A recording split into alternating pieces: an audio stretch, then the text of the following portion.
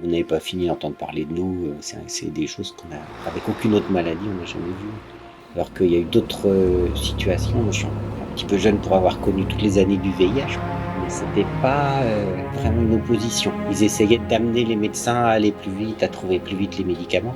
Donc là, avec les associations comme le droit de guérir, c'est vraiment différent. C'est des oppositions, il y a des réunions où il y a d'un côté les assos, de l'autre côté les médecins, et qui s'insultent. Non mais en gros, là, en France, il n'y a pas un médecin qui est capable de vous dire ça, là, c'est la maille de Lyme. C'est tombé dans un contexte de polémique, dans une grande revendication des patients.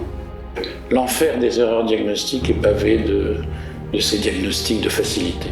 So, in fact, it's showing very much an institutional discrimination and corruption around how this disease is defined and presented.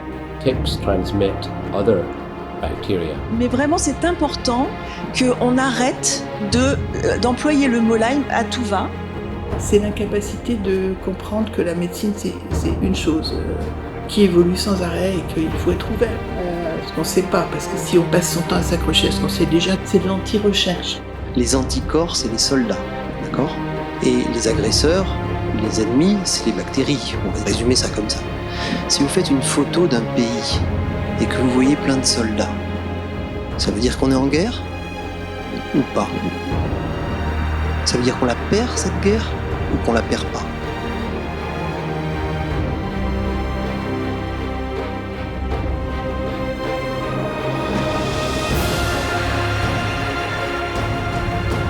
C'est que moi, je suis partisan de la démocratie sanitaire. Le patient a des choses à dire sur son corps. Moi, je vois un déni par la science de cette parole et de ce ressenti. Les maladies psychosomatiques, ça n'existe pas!